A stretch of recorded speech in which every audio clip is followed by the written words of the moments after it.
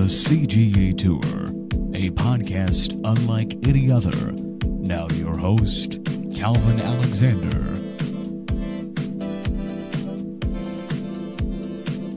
Hello and welcome back to the latest episode of the CGA Tour podcast. As always here, I'm your host, Calvin Glen Alexander.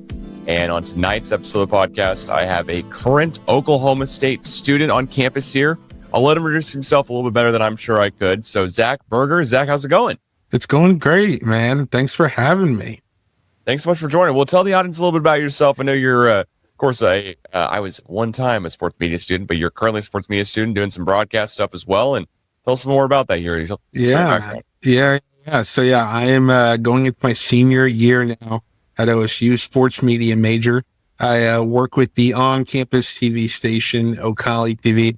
I'm actually the sports director for that. So, I'm so happy to be here at OSU doing sports media, reporting, anchoring, doing all that stuff, and just trying to stay up to date. So, once again, thanks so much for having me on and letting me do what I love to do and talk some sports. Yeah, I love it for sure here. Well, I'm going to ask you about the Oklahoma State football season here, get a current student's perspective. The main thing I always run into as an Oklahoma State fan is that I've been a fan since I was born. Like it was clearly part of my background growing up in Oklahoma City. Dad went to Oklahoma State. Stepmom, mom went to Oklahoma State as well too. They kind of met there. So the whole deal, like I've been Oklahoma State through and through. There's never been another school I was ever thinking about going to. But what about you? Are you an Oklahoma State guy from birth or? Not really. No, not really. I'm deep down south, Houston, Texas. So, I don't know. Really, I was a baseball kid through and through growing up. My mom's from Louisiana, so I grew up rooting for like LSU. My dad's all the way from California, so I got some UCLA influence there too. So Oklahoma State's a little newer to me. I don't have the heartache and the up and downs of experiencing OSU from the past couple years or decades. But with that said, once I found OSU for sports media, I've tried to backtrack as much as I could and kind of learn the lore and learn the love for this program. Well, awesome. All right. Well, thanks so much for the background here a little bit. We'll have to talk a little bit later because my mom's side of the family is actually from California, and my uncle and grandfather went to UCLA. So weirdly enough, small world here. But in fact, there's a couple of former sports media guys currently working for the UCLA football team. So we'll talk about that in a minute. But want to break up the schedule here a little bit here. And so go through the first three non-conference games here. Of course, UT Martin home, at Oregon, then Tulsa, and then talk about the first six conference games and then finish it off here with the last three conference games. And I don't know, maybe you're predicting we're going to the Big 12 championship. Who knows? So we'll get there in a minute. But first starting off here with UT Martin. Last year they were 9-5. They were 6-2 in the Big South. But the end of the season losing one game, and they did lose pretty badly to their one Big 12 opponent that they faced last year in Kansas State. They lost 41-6. So what are you thinking here? UT Martin, are they a serious threat? I'm feeling pretty good, and I don't think so. And I really only say that because of last year. Even with how bad last year was, I mean, you didn't think that going into it, sure, but you were like, oh, hey, SDSU, reigning FCS champs, like this could be kind of a problem, right? But OSU, even with how we know the season ended up taking care of business in that first game. So 29 home opener streak on the line, longest in college football. I like UT Martin. I respect them, but I don't really see it being a problem for OSU. All right. Well, that's a pretty, I'd say pretty good answer by my books here. I don't know too much about UT Martin, but I'm going to say, probably a good W to mark up there on the schedule early for Gundy, but as always, knock on wood. The next opponent, though, of course, is the maybe toughest opponent on our schedule this season. It's at Oregon. It's second game of the season. It's not one that I'm like, oh my gosh, can't believe that we get to play Oregon. But of course, Oregon was the number one overall seed when it came to the college football playoffs last year. They won the Big Ten. The only game they lost last year was, of course, to the eventual national champions in Ohio State Buckeyes, but they lost their quarterback. Dylan Gabriel got drafted for Big 12 quarterback, and Shedeur Sanders got drafted, but beside the point. So what do you think about Oregon here? Is there Is there a chance with a new quarterback, former UCLA guy, actually, Dante Moore transferring up there? But what do you think? It's one of those things, and kind of, I guess, a pause on it too. It's so funny to be predicting this because really this is the biggest question mark of a team I've ever seen going into a season. So many new transfers, so many new faces, coaching and player-wise. Genuinely, we could be the best or the worst team. I don't know, right? It's genuinely a question mark. There's a chance we go up there and compete. There really is. When kind of a long shot, the thing about a guy like Dan Lanning and a program like Oregon is you look at their losses, right? Oh, Gabriel, they're losing a lot of their own line and even some big guys on defense. But good programs know how to bounce back, even if they have young talent. They know how to get them right for that beginning of the season. So I like the guys we brought in. I think we have a chance to compete at some places. I don't think we'll get embarrassed up in Eugene, but I don't see us win that one at all. Well, you bring up an interesting thing here with the quarterbacks for Oklahoma State, and I love throwing comparisons around here, but yeah, we have an unproven quarterbacks on our roster. Both are basically freshmen because I think Zane Flores got the redshirt freshman exemption with the medical hardship last year, so he still got 4 years left he can play. But you know who also started their first year of college football and then went on to win the Heisman? He was also 6 foot tall, kind of like Hosseini. Yeah. I mean, I don't want to draw the Johnny Manziel comparison all the time here, but there's something to be said for some random weird things happening that could be cool. I'm not going to spend too much time on it here, right? But that's just because we haven't seen Haney play yet. And who knows? Maybe we get to ride this whole comparison down to the end of the year, and all of a sudden something I said in May comes true by December. But that being said here, I do agree. I think this is the toughest game on our schedule. We're facing Oregon, Dan Lanning. They're just so well put together. It's the second game of the season. Mm-hmm. I think as seasons go on, generally speaking, last year's the exception to the rule, but generally speaking, we get better. And of course, this being the second game of the season, just a real tough way to start out the year, basically. The one interesting thing, though, it shouldn't matter that much, but UT Martin's on a Thursday. So you get 2 extra days of rest and prep. When you're playing Oregon, how much does that matter? But that is something I feel like at least to throw out. Maybe it takes away from the jet lag a little bit, flying all the way up there. I'm with that for sure. I love it a lot here. But I think the next team that we play here on the schedule, they're not looking forward to loving us at all whatsoever. In fact, we get to play them here now, and that's Tulsa. Tulsa, of course, lost last year 45-10 to Oklahoma State. They won their first game of the season against the Northwestern State Demons out of, Northwestern State. But anyways, they ended their season last year 3-9, same record as us. Weirdly enough, they won a conference game. Then they won 1-7 because they did lose one of their non-conference games through us, actually. But what do you think about this Tulsa game here? I mean, we took their quarterback too. We taking everything from him, Mr. Bowen. Yeah. It's Tulsa. It's a rivalry that we love to get to call a rivalry because we feel like we always win it. I mean, 10-game winning streak, like you said, back in BPS. Made Alan Bowman look like, Big 12 championship Bowman, I guess, for the time being until it all went downhill. I feel pretty good about this. Interesting, coming off a bye, too, if I'm not mistaken. After Oregon, we have a bye and then Tulsa. So the guys are going to be well rested, even if they get banged up in Eugene. And it should be a good one to really make sure you have everything set before.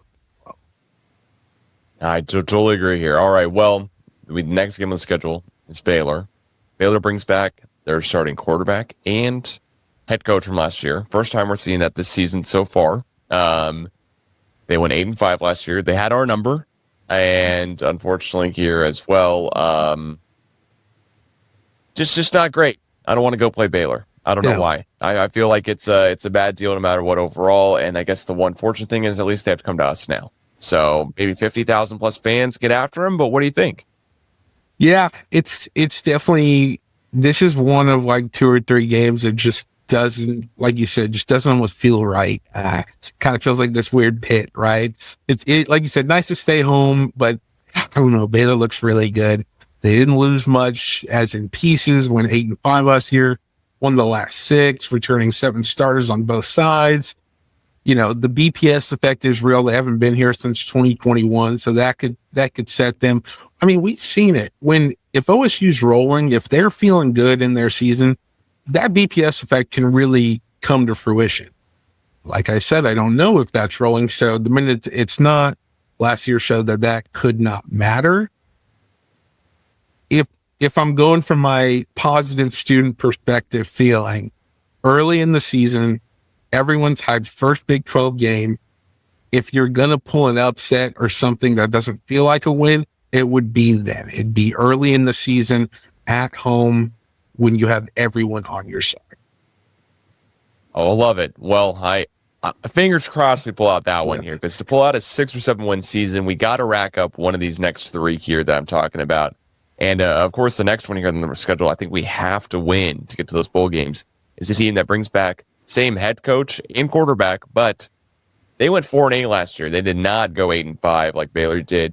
Brett Brennan and Noah Fafita are back with Arizona here. One difference from the Baylor matchup I was talking about earlier, we got to go to them this time, and we have not been there since Rich Rodriguez was there. Weirdly enough, he's back.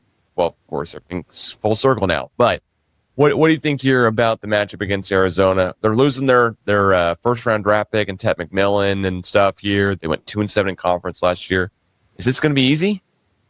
I don't know. It's kind of feels like you're looking in a mirror. You know what I mean? Not fully, but yeah, second year head coach. Okay, you start trying to figure some things out. I really like Fafita, as their quarterback himself.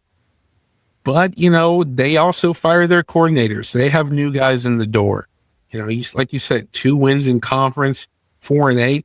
I wouldn't say easy, but I would say very winnable, and I like us winning. I really hope, say they pull the upset versus Baylor. We've seen it before with the Pokes where we're like, oh, we're chilling, go in and you get smacked in the mouth, right? As long as you can keep that positive mindset, no matter what happens versus Baylor, it's a game you can very much win. It's going to be a big one, a physical one, but I think it's one that you should be able to walk out kind of handedly, or at least on the right side.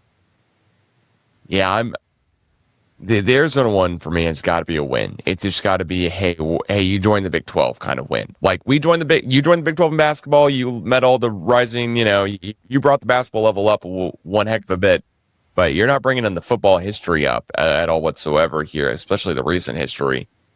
And yeah, we've got just to take care of business game. And I think, I don't mean to cut you off, but I think, you almost have to have a good mindset this year, Gundy and them, right? I know it's a team aspect. Hey, go in mindset. We're going to win every game. I get that. We have to try and win every game. But when you look at it in the grand scheme, having to bounce back from last year, like you said, you have to circle these on your calendar. And it's not, okay, biggest game of the season, but it's one, like you said, it's a need and it's a must. Love it. I totally agree. Well, the next team up here is Houston. In case anyone missed it last year, Houston went 3-6 in the Big 12, but they only won 1 game non-conference, which is against Rice. They won 4 games on the year, weirdly enough, and they ended the season losing 3 in a row. So what? Yeah, Houston. This is kind of the same thing. We got to win this one. This is at home. This is in BPS. It's it's a Saturday in October. Like, couldn't be better weather in Stillwater. Knock on wood, more than likely here. So, what are you thinking? Is this made for maybe a little Houston upset though? They've got some new personnel down there as well. They definitely do, and like I said, I'm a Houston boy, so I got a little who's house coots house in me, just a little bit. But yeah, I don't want to say it's a rollover game. They're getting a lot of plug and play guys in the portal. He might not even start, but I really like Connor Wigman, who's from the Houston area, coming from A&M at their quarterback. Another one like Arizona, second-year head coach Willie Fritz, trying to figure things out a little bit more. But Warren Boone picking, this is when you're kind of rolling in a season, right? This is when you start to find your groove, your mid-season, and like you said, kind of feels like a must-win. So I like the steps Houston's taking, but I think we're on the first level and nowhere close to that second level. Yeah, I seen them play on TV in their own stadium, and it just not being anywhere close to sold out. It is bizarre. It's kind of the KU football vibes bold, where it's like, what is going on here? And it is odd because there's just so many people in that Metroplex, as I've been told for so many years, and you kind of reiterated here as well, just knowing enough about Houston to name off the slang terms about him. So I got to say that the next game here has just also got to fit into the win column here. This is one of our, we're crafting a plan here, total amount of wins on the season. We're looking at 5 beating Cincinnati. I'm not counting the Baylor win, but I'm counting the Arizona win. I'm counting Cincinnati win here, and I'm counting 2 non-conferences here. So this has got to be kind of that 3rd win in a row here. Arizona, Houston, and then Cincy. Homecoming. Cincinnati, in case anyone missed it, they went 5-7 last year. They lost 5 straight to end the season, which, I mean, they lost to TCU. They lost to West Virginia. The other losses they have are against Colorado, Iowa State, and K-State, though, which were all kind of top-ish of the Big 12 at the end of the year. So their losses are not horrible, but like they almost beat Tech. So I don't know where are you putting where's the finger on the pulse here? Yeah, Cincinnati's definitely an odd team. I still like them in the middle to kind of lower pack. And when it comes to the Big 12, you kind of look at the portal. They got some guys, some good defensive guys, maybe, but like you said, they kind of ended on a skid, and it's hard to pick back up from that.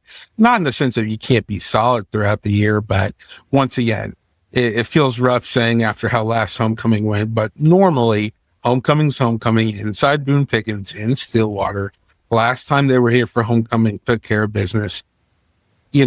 Cincinnati, if you look at us last year, it might be more of an even matchup, but in my prediction, especially in your prediction too, coming off 2 wins, you feel like you're figuring things out, getting a plan, and it's, America's greatest homecoming. So it kind of feels like everything would be on your side going on.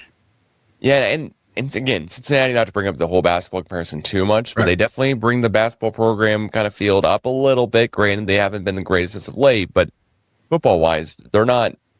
I guess they're in the cultural playoffs in the last 10 years. So it kind of seems weird to say they're not the greatest, but it's been a minute since then. So that's probably the best thing to get to. You were just talking about the transfer portal. And the next team we play here is the 2nd best rated in the transfer portal by 247. First best kind of here from On3. Others, and that's Texas Tech, believe it or not, here. That oil money is going real far down in West Texas. We are getting out here on that one.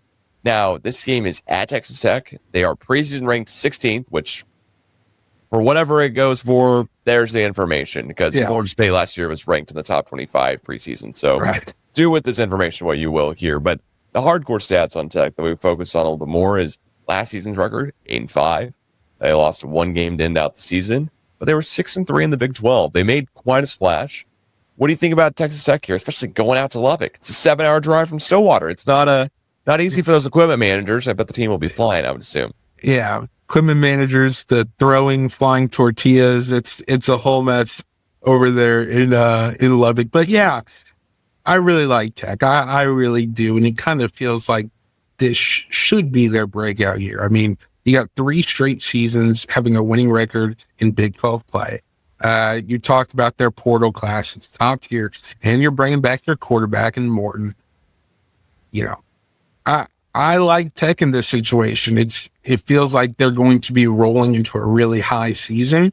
Now, once again, if I put my glasses on and avoid looking at last season, normally I'd be like, man, wouldn't this be so OSU to go into a game they shouldn't win and just win it? This feels like that type of game, I will say. But with that said, in Lubbock, on a hot streak, feels like they're only going up. It'd be really hard to take them down. Yeah, Tech is the one team that I have seen play in person in Lubbock, and they've never won. I almost want to just say, you know what, this is the year I got to go to the Tech game, because last time, of course, that I saw them when we won was 2011. So that was kind of a while ago on my part, but hey, you win 66-6. See Justin Blackman go for all the highlights in the world. I'm going to bring it up. I'm going to talk. I'm going to let people know when I was there. But that being said, here, I mean, you're right. They could be Joey McGuire still there, right? I mean, they could really be one heck of a stepping stone here, kind kind of year for this program. Like, they could make a leap here a little bit. They have the highest paid softball player ever, which I'm bringing that up here just to show of, like, they are willing to spend. They are going, hey, we might be that one team now in the Big 12 that goes, let's put our stamp on this. Let's put our name on the conference. It's up for grabs. I kind of thought it would be us last year. We fell flat on our face. Utah didn't step in and do anything. And then all of a sudden you've got, I mean, K-State was kind of maybe it, you know? I mean, there was a little bit of KU dark horse buzz of like winning last year, but Tech could really, kind of no one took it. I mean, like a former Pac-12 team, and then almost another former Pac-12 team in BYU almost won the conference, but Arizona State did, and they play Iowa State, who just, I didn't think Iowa State was that great the whole year. I mean, just unfortunately, so that means I didn't think the conference was that good. Is what that means. You know, so it's tough. And the truth is, no one took it last year. I mean, it really is still up for grabs. There were a much more consistent level of good last year, but there wasn't anyone who was that dominating factor. So yeah, they can still take it. And I mean, you brought up softball. You want to talk about spending money, that's one thing, but knowing how to spend money, that's another, because it works, right? They won the Big 12 in softball this year. So there's a difference between saying, hey, I got all this cash here, and then knowing where to put my money and how to actually turn that into wins. Yeah, it's quite wild how the transfer portal has gone so far, because you'd figure, hey, Clemson, they'd be all over it, but instead they don't want anything to do with it. They probably have the money, but head coach doesn't want to deal with it. Alabama, what are they doing? Georgia doesn't need to do anything. It's just kind of all weird deals here. And Texas Tech might be like, hey, if you want to get paid, we'll pay you, but you gotta understand you're in West Texas, you're in Lubbock. There's not going to be much you're doing. Like, you're not going to go to Miami and be driving a Lambo around. You know, that's kind of the vibe. You might be driving around a F350 Platinum, but it's going to be raised a foot in the air. But then again, you're not racing it at least, right? So anyways, that was a Georgia joke. Just racing it in the desert. Yeah, that was a Georgia pun there. The whole racing thing. Hopefully everyone's safe. Anyways, got KU football here next. I do not have the best lead in here to KU, kind of like I did with the other ones here, but we go there. They open up a brand new stadium. Cool. Good for them. Jalen Daniels is back for his. I hope people are giving him the same kind of flag they did Alan Bowman. Jalen Daniels has just been there. I don't think he's won anywhere else. He's just been there for forever. He'll still be there probably another year or two. You'll graduate. You'll come back and have kids. Jalen Daniels will be like, what's up? You're 25. Yeah. No, I don't know. If he wouldn't have got hurt, I feel like people would be on his case a little bit more. But no, listen, you want to talk about the ultimate spoiler team last year. You start 1-5, you look like you're the worst team in the conference, and then you beat 3 straight ranked teams in Colorado, BYU, and Iowa State. And you're just like, oh yeah, hey, sorry, buddy, you're not making the playoff. We're going to rock chalk on you. But I don't know. Listen, as much as we made fun of the guy, if Jalen Daniels is on, they could mess around and do some. But that's the biggest question mark. He threw for 60% last year. He just wasn't really on. And so we saw them have a strong into the season last year. Is that going to be kind of like their thing? Are we going to struggle going to their new stadium? I don't know. It's hard for me to kind of respect Kansas football right now, or at least fear them. So I could be going in with a blind eye, but I just don't see them kind of repeating that same kind of strong finish. Yeah, I'm only giving Jalen Daniels a hard time here because I do respect him when he's on. I do understand, hey, when this guy's got it, he's playing great. But just the inconsistencies are all over the board now. I mean, there are some guys who, Jaden Daniels for Washington, goes to separate schools, plays however many snaps. All of a sudden, all of that helps him out a bunch.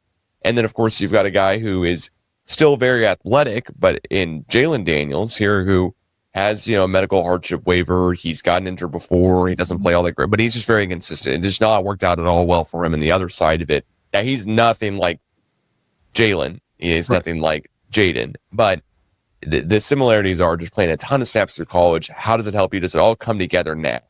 And I really hope it doesn't when we play it. That's what I got. I mean, I feel like I'm just trying to think, and maybe I don't know. Maybe I mean, other than like, let's say Whedon and like Stetson Bennett, how many guys are you seeing hit stardom when it comes to year 6 and 7? Cam Rising got hurt. Bowman didn't do it other than the weird, first year, but I don't know. I agree. I think there's a level of quarterback. Noah Fafita hasn't done it. He's been around for a little bit. I mean, there's a level of quarterback where you're like, okay, well, Sam Levitt was the best quarterback in the Big 12 last year. If you're taking everything all in total, and he's a freshman. So like, is there, is there just a lot more to this that doesn't make a lot of sense right now? But as you're talking about, Jalen Daniels, this is his 2025 is going to be, his 6th year, which just seems bizarre. He's played a ton of games. He's had, last year he had 300 attempts. That was his most in a season. But he also threw for 152 with passing attempts in 2020. So he's been around for long enough now. You'd figure he'd get it all together. But instead, you've got guys transferring. What was it? The Florida State guy. I can't bring his name right now. He never got better. He only got worse. Keep transferring around. DJ Ugalele, excuse me. So, KU 5-7, 4-5 in the Big 12, loses one in the season. I'm saying we somehow win this one, but that's because it's honestly like, is KU going to be able to beat us to get to a bowl game? Like, are they going to have that kind of thing they're still playing for, or has it been far enough into their season where they're like, you know what, it's tough? Did they spend money this offseason? I know they got like Lyric Rawls from us, but I feel like I didn't hear them spending that much money. I don't have them anywhere at all in the transfer rankings, like looking at it, of just like in the Big 12. Now, I will section this down quite a bit here and see what we got. But they're not a Big 12 ranking wise. They're 7th. They're 2 spots below Oklahoma State. When all these points are put together, Texas Tech is 76.40 points, and KU is 38.64. Now, but Oklahoma State is also like 40.55. So whatever all this means, Texas Tech has outdone everyone's transfer portal by 25 plus points in all the point ranking system that 247 Sports has going on here, just to be clear. But they're not. They're bringing in 27 commits. A bunch of other teams are bringing in 40 plus. So who knows how much it helps them out, really. Yeah. So, so far we've talked about the non-conference. We've talked about the first 6 games conference play. We're 9 games in the season. We have a week off.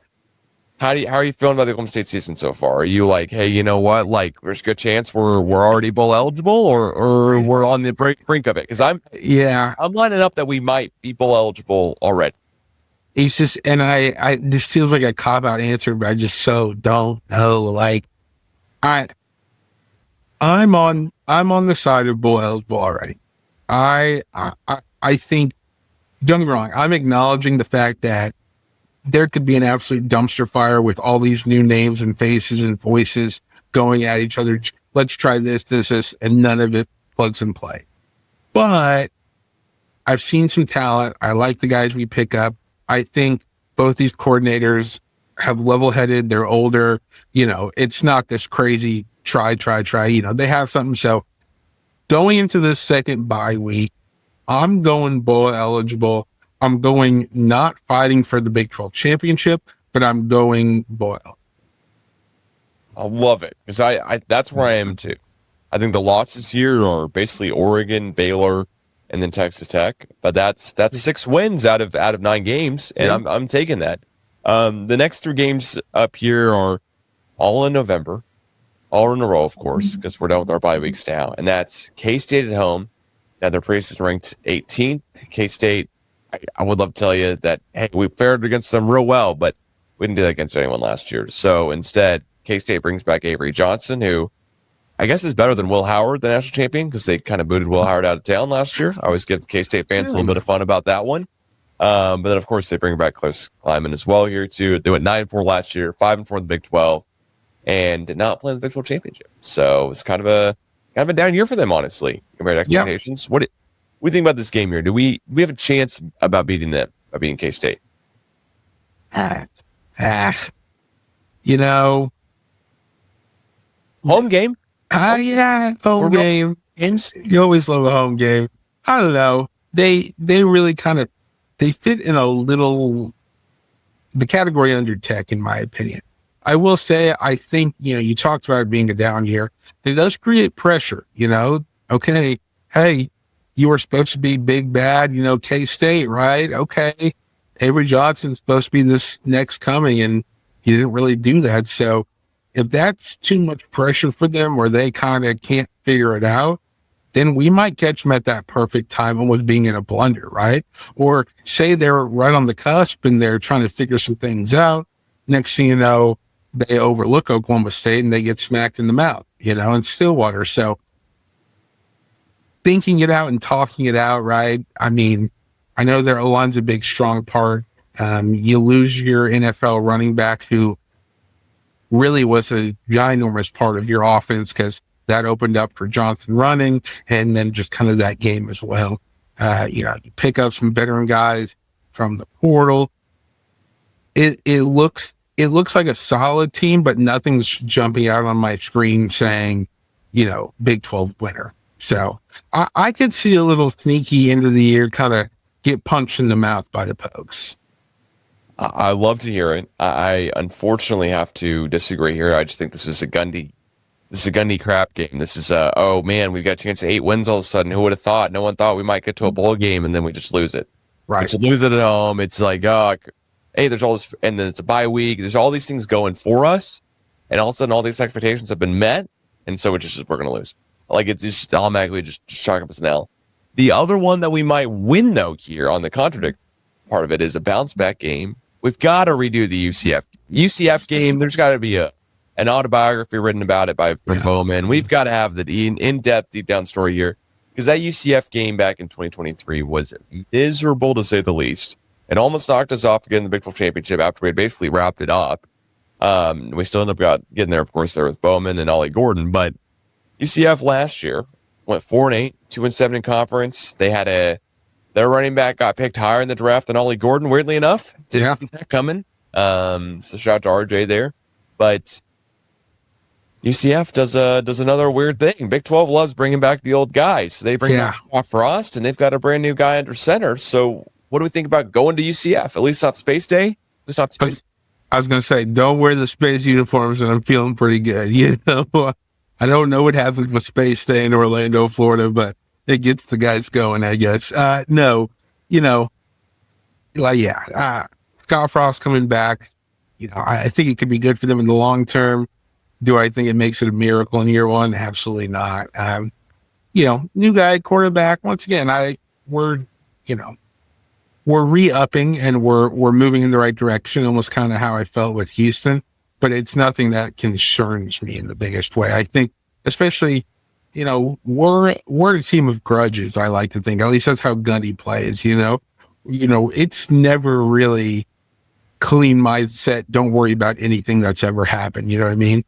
It's going to be known going into Orlando what happened the last time, and they're going to talk about it. And so, with that said, I think that's going to be the perfect amount of fuel late in the season. I think if our prediction's right, well, I don't think they make the Big 12 championship. It's almost like that hope of like, hey, let's finish strong. Maybe crazy things happen, right? Which it won't. But you kind of have that mindset of, okay, let's really make sure we finish strong and give ourselves the best chances no matter where that goes. Yeah, I want UCF to be rivals. I want it to be the Space Cowboy bowl game. We're just bringing it all together. We're playing Space Cowboy to start out the stadium every time, either way, home and away. As long as they don't have a huge aircraft launch that day, I think we'll win. But all jokes aside here, they lose their guy last year. They lose RJ Harvey. They have a brand new head coach. We're going there, sure, but they're not a historically impressive program by a ton of means. They're on the rise as a program for sure. UCF just doesn't seem to really just take a bunch of years off. They just seem to be just all of a sudden they're FCS, they're FBS, they're non-power, then they're power, and they're almost like, hey, where else can we go after this? They are just on the rise. They've got money to spend. They have a huge student population, which just seems crazy to me. There's schools in the Big 12 who have double Oklahoma State student body population, which is why I think about from an alumni base, a donor base, all these types of things here. But end of the day, they are University of Central Florida. I mean, they're not historically like, oh, they're just going to buy everyone this offseason because they're Miami or something to get Carson back there. And they're one spot lower in the transfer portal rankings, than KU. And so they're 8th, 12 out of 16 teams. So I think we pull it off. I think we win. I like to think it's going to be one of those things that no one's talking about their whole season. And then a week or two out, someone's going to like stir it up and build it up to be this like huge game for no reason. And then OSU just kind of goes in and it's just kind of a normal take care of business. Like not, but for some reason it feels like a game that in that week leading up, people are like, I don't know what's going to happen, and then they just take care. I think that's a really good case for it, especially with an unproven quarterback. He might look good, but he's just like our quarterbacks. We don't know anything yet. He's seen a little more field than our guys, which is great, but still, there's not enough tape where I'm like, oh, I know how to read the UCF starting quarterback because I don't know his name. Next up here and last up here for the schedule predictions is a team that is second to last in transfer portal rankings to the Big 12. And they are our senior day game versus ISU. The Cyclones come to Stillwater. Hopefully don't bring any tornadoes with them, of course. And, we get to face off against Iowa State here. I mean, they bring back Rocco Becht. Awesome. Good for them. They bring back Matt Campbell, of course, so they got the head coach and quarterback. Always kind of hate seeing that when that happens here on our schedule here when we have this many. But the Big 12 is a lot this year where it's both the same quarterback and head coach coming back. And the one thing I will say, Matt Campbell knows how to coach a game.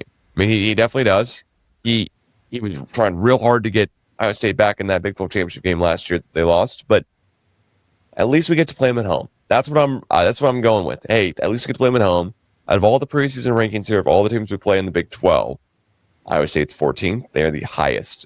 Now, Oregon's overall the number 8. They're the toughest. But that Big 12, Iowa State's ranked the top team we play in the Big 12 this year. What do you think about Iowa State at home?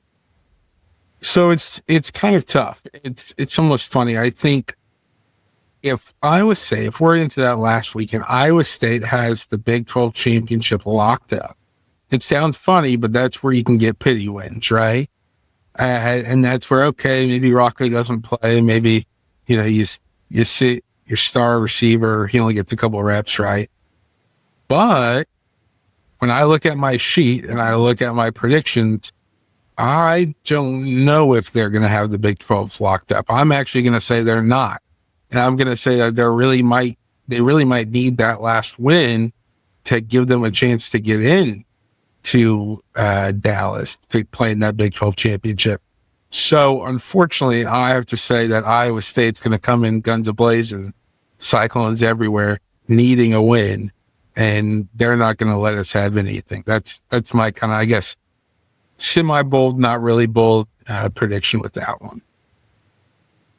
Yeah, I unfortunately think this is probably a loss. I think there's just way too many things to overcome here that are not working for Oklahoma State. The transfer portal thing is the one thing I can try to get up, kind of like, hey, this is what they're not doing well. But you know what I would say about transfer portal rankings? There's a reason why we have 40 transfer portal commits. It's because we lost everyone from last year. It's what happens. It's what happens when you lose a senior-led veteran team. Granted, that senior-led veteran team did not get us anything last year. But we had 4 guys drafted for Oklahoma State. That hasn't happened in a little bit. I don't think we had anyone drafted 2023 because everyone came back. So, all of these stats can be skewed. We can mess around with all of them.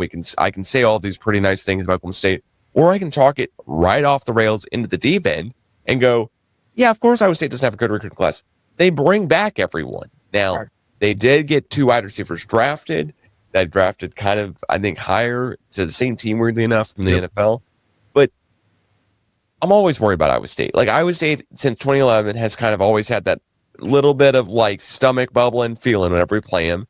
2021 didn't make it feel any better because after we played them there, man, that sucked. Was it a first down? I think so, but no one cares anymore. So it's just, we're all kind of like, oh, man, last game of the season, if we had a chance to spoil their Big 12 championship dream, or we had a chance to spoil their college football playoff hopes or whatever, I give us a better chance, honestly. If there's something we can do to go hey, all of a sudden, we win this one, we're doing this. And what I come back to is the BYU game 2 years ago.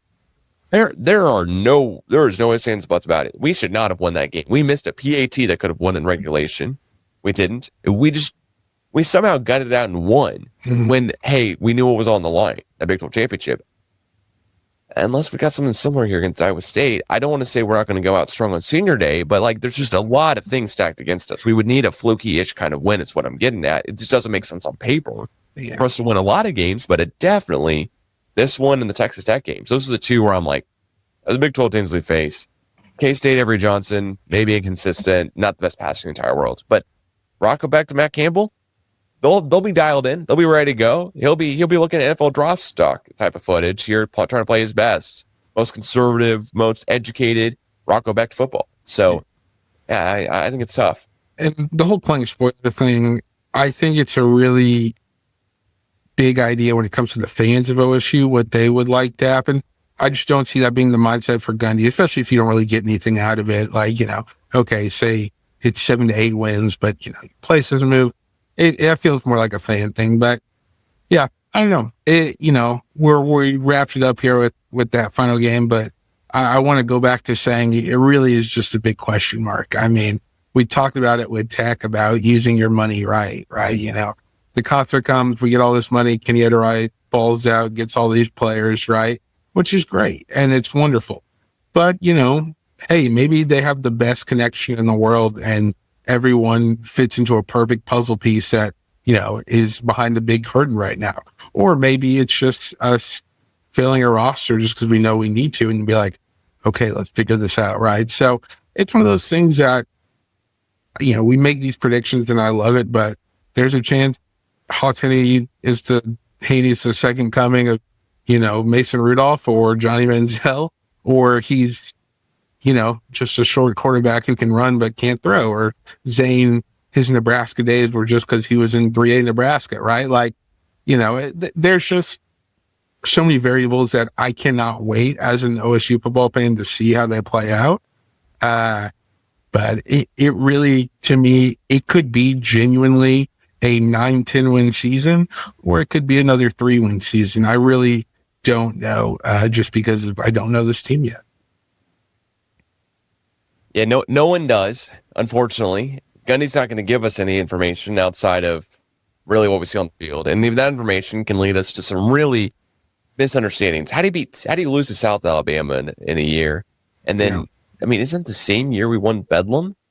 Like, how does that happen? How do you lose to South Alabama at home on one hand and you win Bedlam and go to championship game on the other hand? Like, how is this the same team? And I can only hope that when there's really low expectations, all of a sudden you prevail. And that's kind of Gundy's thing. You take a year back from Oklahoma State and you're like 3-9.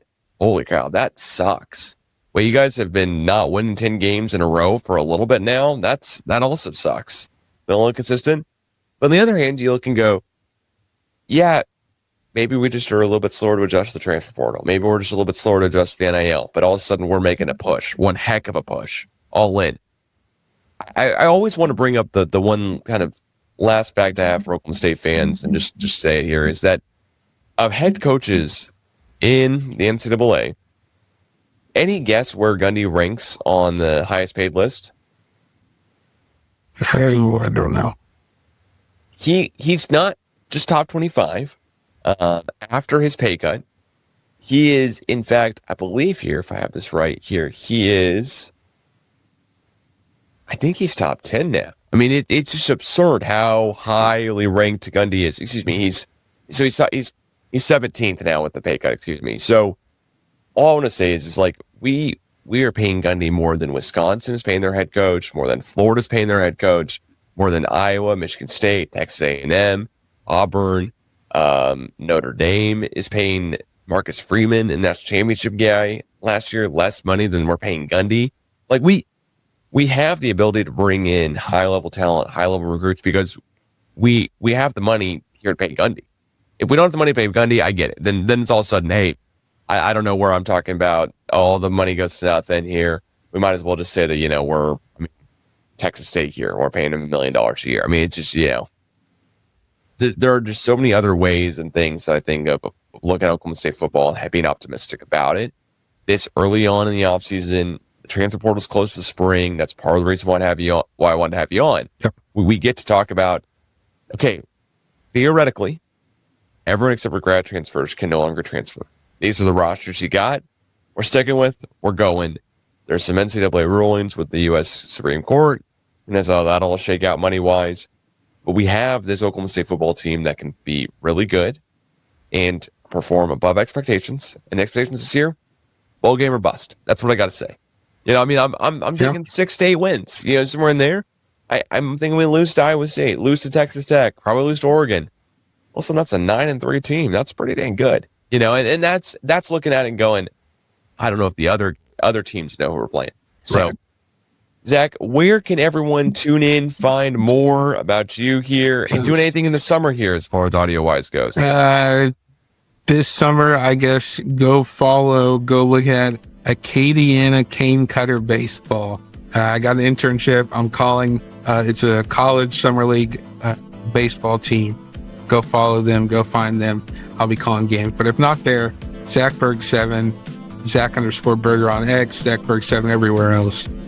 I'll be staying active. Sounds great. We'll make sure to drop all that information here in the description below, wherever you're listening to this podcast. If it's on Spotify, iTunes, or wherever you get podcasts, or if you want to see Zach's face, my face, talk a little bit here, and subscribe to the podcast on YouTube. Sure, we'd appreciate it here. And let us know what I can be doing a little bit better here behind the scenes. So, Zach, as always, thanks so much for joining here, the latest episode of the CGA Tour podcast. And we'll catch you guys again soon. Go Pokes!